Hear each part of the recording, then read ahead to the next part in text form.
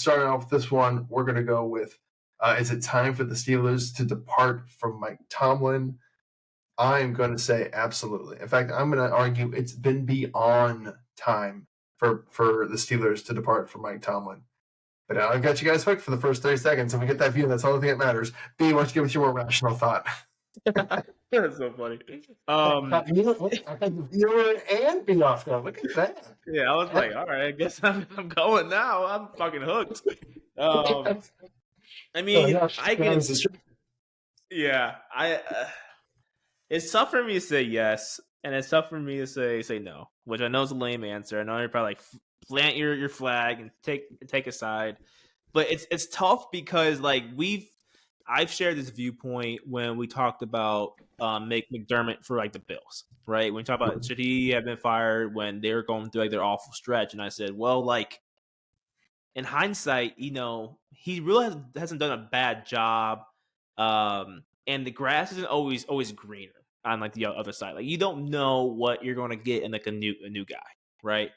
But like I think Tomlin's been there long enough where we know what he is, right?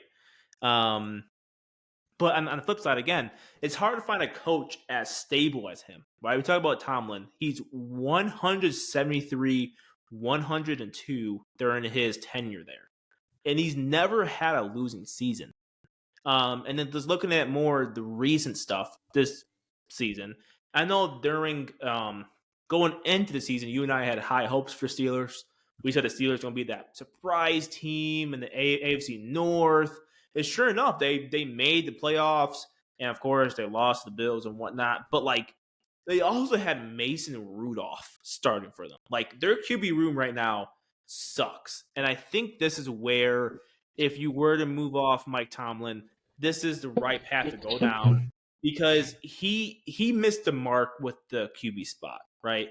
They probably should have had a better plan in place for Big Ben over the last couple of years of the season, because you can tell like Big Ben had a pretty big drop off from like 2020 onward when he finally retired in 2022. Like you could see that like he wasn't the same guy, right? And they missed in that part because instead of drafting a quarterback when it didn't need one and kind of the developing him and whatnot, get him ready. They waited to the last second. They got stuck with Kenny Pickett and a QB class that arguably is like awful, right? If you look back on it, he was the only first round quarterback selected, and they selected him in the mid-20s. Like you waited the worst possible second. Yeah, the draft was awful. Was so bad that the best quarterback from that draft was Mr. Irrelevant Brock Purdy. Yes. That's how bad that draft was. That's crazy to like think about, right? And you think about the season before, you had that was a 2021 class, so you had like Lawrence, Fields that was in there, Zach Wilson, Lance, all that stuff. So obviously, some of these guys aren't panning out, but at least there's more options. There's more first round selections that were quarterbacks. But they waited to the last second to take, okay, who's our next future quarterback? Because we have no clue. Got stuck with Pickett. Pickett is looking like he's not going to work out. They even said, the Steelers already said, like, yeah, we'll bring another quarterback on the next season. They can battle it out, blah, blah, blah, right? So that's where he really messed up. So if you're going to move off of Mike Tomlin, and if you do bring in a quarterback, I'm assuming it'll be a rookie one, you probably want to pair the two, right? Maybe get an offensive-minded guy in there, pair the new quarterback with a rising OC, and kind of reshape the org that way. But yeah, sorry for that little rant. But that's where he really missed the mark. If they would have nailed their next quarterback, we wouldn't be really talking about this because, again, the AFC is loaded. Like, I'm not going to hold a gun to his head for losing against like the Bills and stuff like that because they weren't the favorites and whatnot. But he is at fault for not preparing the QB of the future after Big Ben. Like that's on him, and that's why we're having this talk today. In my own thoughts. So my initial opening for this, I don't want the viewers had stuck through this and gone, oh, what the fuck was that guy saying? Where did he go? My initial thought was my true thought. That's what I think. It's been time. It's beyond time. He needs to fucking go. And what's funny is me and you, and then didn't realize and discuss it, had the exact same logic at first. At first, I even typed my notes. I was like, possibly not. You know, he's been a really good coach. He's just stuck. And I was same thought you said. He's stuck with a bad quarterback, right? And I don't blame him for the bad quarterback, right? I blame the GM. The GM should have made that decision. The GM should have said, "Hey, no, we're taking a quarterback now. Hey, Big Ben's declining. He just had UCL surgery. He's 36. He doesn't take care of himself. We want a quarterback now to learn." Imagine where Justin Fields might be if he was sitting behind Big Ben for 3 years, learning, and then taking over. But I digress, and I will recede on that point. That was my initial thought. And then I went, what's this dude's record? Like, let's look at his numbers. Like, how are we looking here? And it was at this point that I realized, what the fuck am I talking about? This dude had his opportunity and fucked it off. So let me point this out to you. The Steelers have not been to the AFC Championship game, right? So all those winning seasons, they have not made it to the AFC Championship game since 2016, 7 years ago. In that same, let's take a shorter time, Kyle Shanahan's been to the NFC Championship game 3 of the last 4 years. Andy Reid and the Chiefs have been to the AFC Championship game since he's took over as a starter in 2018. They've been to the AFC Championship game every single year since. Now, again, you can make the argument, well, hey, dude, he's got Kenny Pickett, right? Well, what about when he had Antonio Brown, Le'Veon Bell, and Big Ben? You made the AFC Championship game one time with that talent. Once. You had Martavius Bryant as well. Didn't make an AFC Championship game. That's unexcusable. You go, okay, well, string of bad luck. You got the Patriots. Whatever. Okay, cool. But he's still a Super Bowl winning coach. He won the Super Bowl. He's been to multiple Super Bowls. It's like, you're right. He has, and he is. He last made the Super Bowl. Oh yeah, and 13 years ago, in 2010, when Aaron Rodgers won his only Super Bowl. 13 years ago. I mean, holy shit, dude. How do you say the coach of a team for 13 years and don't even make it back to the Super Bowl? With Antonio Brown, Big Ben, Le'Veon Bell, Martavius Bryant, and you still had James Harrison, you still had Ike Taylor. I digress with all the talent that Minkah Fitzpatrick, TJ Watt. I could go on and on and on and on about the talent the Steelers have had since he's been there. But let's take it a little bit further back and go, okay, well, he won the Super Bowl in 2008. Right. With the same roster that just won it 3 years prior under Bill Cowher in 2005, minus the bus. It was pretty much the exact same roster. It was Big Ben a couple years older. It was still Troy Polamalu. It was still Hines Ward. The difference was Rashard Mendenhall versus, the bus. So you just took over the same roster essentially and made it back to 3 years later. So sure, you get some credit for it, but not enough credit to last you 15 years. 15 years since your last Super Bowl win. So while I understand the perspective of consistency and being okay and whatever, at what point do you take the blame for all the talent you've had there but have produced zero results? I mean, again, we're not even talking about Super Bowls anymore. We're talking about you haven't made it to a championship game since 2016. You haven't made it past the wild card since 2016. At what point are you held accountable for that? Yeah. So you can't tell me there's not some other team out there, some other coordinator or whatever, that can't come in with this roster, draft a new fucking quarterback. Because Kenny Pickett, I'm sorry, Steeler fans, he's not the answer. I don't give a shit how good he is in the fourth quarter. He's not the answer. You shouldn't be losing in every fourth quarter to have to come back and have good numbers in the fourth quarter, especially not with the talent they still have there. I mean, you still have Najee Harris, and they seem like they got another diamond in the rough, and Jalen Warren. You have Deontay Johnson, and that's another thing I want to start on. The amount of bullshit that gets swept into the rug there. I mean, look how George Pickens acts. Look how Deontay Johnson acts. I mean, dude, what kind of coach is letting that kind of culture just run rampant? And we see how Antonio Brown was at the end with his stuff. We see how Le'Veon Bell was at the end of his stuff. So while he seems like a really, really great person, and he seems like he's a good coach, at what point do the Steelers expect more out of him? Yeah. Yeah, you bring up a lot of good points too, especially with the playoff woes. I mean, at some point, like you have to turn the page. Like you have to go finish the playoffs. Like, and I get the AFC probably overall is the tougher conference in the NFC. You have a lot of great names there, a lot of great names there for decades. But like not getting like a playoff win per se, like you mentioned, like since 2016, like that's crazy. Like that's wild. And Yeah. the talent they had a bunch of talent too.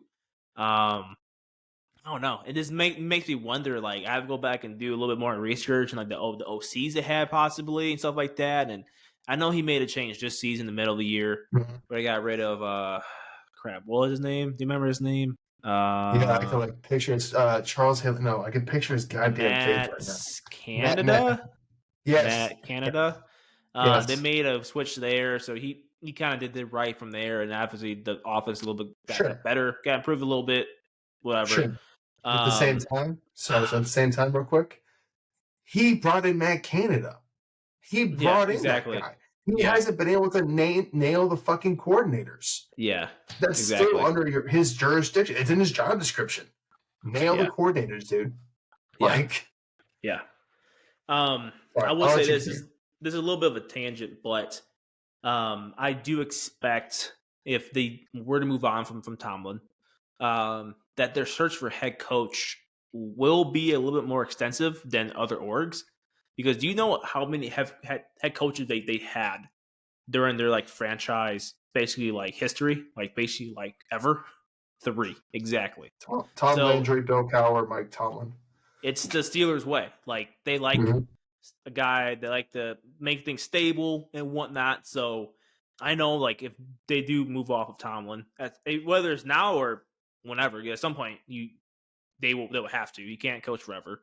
It Yeah. will be a very extensive search. I would think, right? Because they don't want to be like most orgs, bring a new guy every 3 or 4 years, right? They want a guy to last 10 plus. Like Mm-hmm. that's just the way their org is kind of just woven. That they just that's what they like do. So that makes me wonder. Maybe we have to do another deep dive some other day. Like what would be a potential coach? Like I I'll think just there's a wrong. guy out there right now who might be kind of good. He's not offensive minded, but he seems like a Steelers type of guy.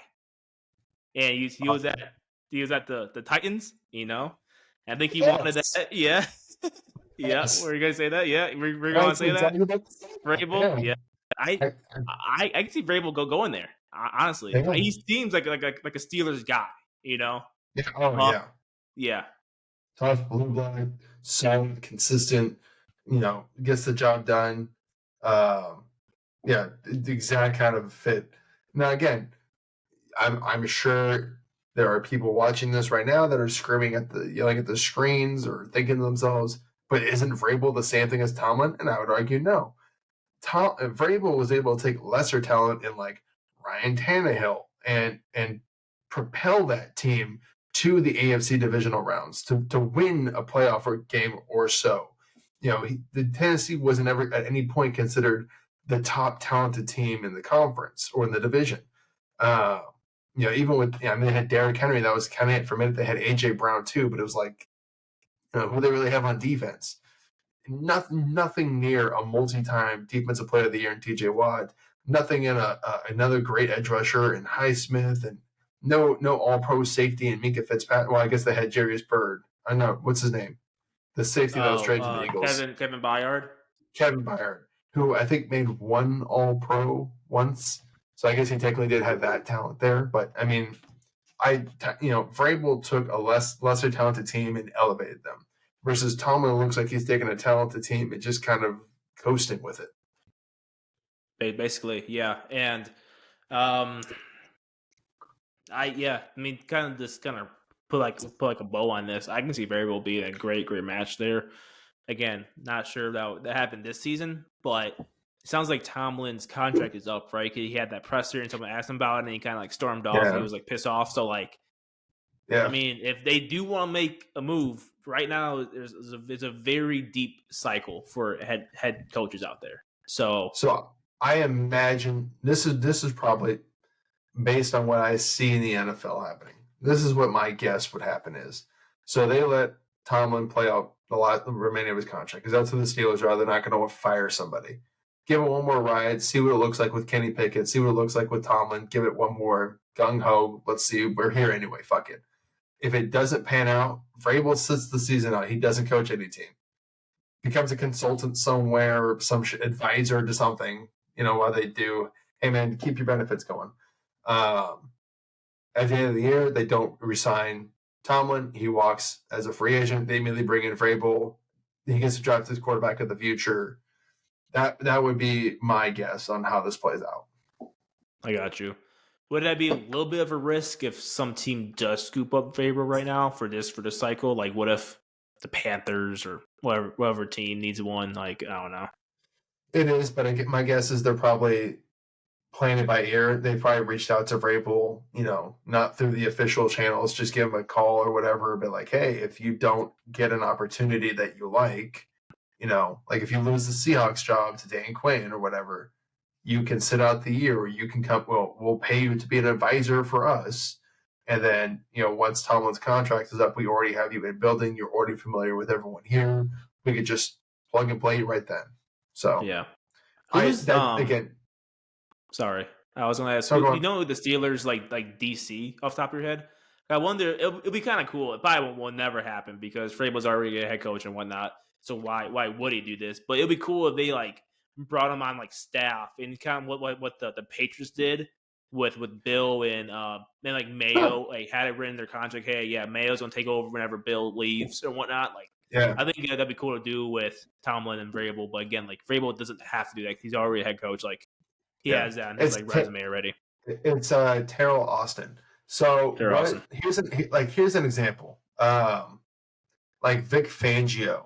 After he was fired by the Broncos, came on as a defensive consultant for the 49ers for the 2022 season because of what, at that point there wasn't any opportunities available that he liked. And then after that season was over, he ended up taking the defensive coordinator job for the Miami Dolphins because he pretty much had his pick of any opportunity he wanted. So it could be something like that where he comes on as a consultant for the Steelers or for another team. Maybe he goes on for the Panthers or, Houston, somewhere as a young head coach. It's like, hey, let me give you a little bit of experience here, dude. And then after that, he goes and signs and he's, would be the head coach of the Steelers. That makes sense. But that's my guess on how that would play out. Now, will it actually? I don't know. I'm not an insider, but that's based on what I've seen historically with the NFL would make the most sense. I mean, it would be so cool to see him in that, in those Steeler colors. I can just see he just seems like a Steelers guy. That's in it's just the way he's built. That's because it's one of those things where it's the Steelers and the Patriots are very similar franchises. They're blue blood franchises. They're known for success and winning Super Bowls. They're known for being hard nosed and grit, defensive minded. So it's the same thing. So he's just a natural. He was supposed to, the thought was he'd be the Patriots head coach. Obviously, I went to Jared Mayo.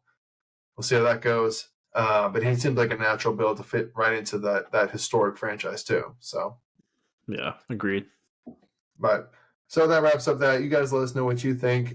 Are we right about Mike Tomlin? Is it time to move on, or are we out of our mind and Tomlin's the greatest thing in coaching since Vince Lombardi? Let us know in the comment section. Give us a like. Give us a subscribe bar down there. Turn on the bell for notifications. We do this every week. We release multiple videos every week. Go check out some of our previous stuff. Like we mentioned at the top of this podcast, our Carolina Panthers won. People have loved so far. We put a lot of work into that, so go check that out. But if this is where we're losing you guys, thank you so much for watching. We really appreciate it.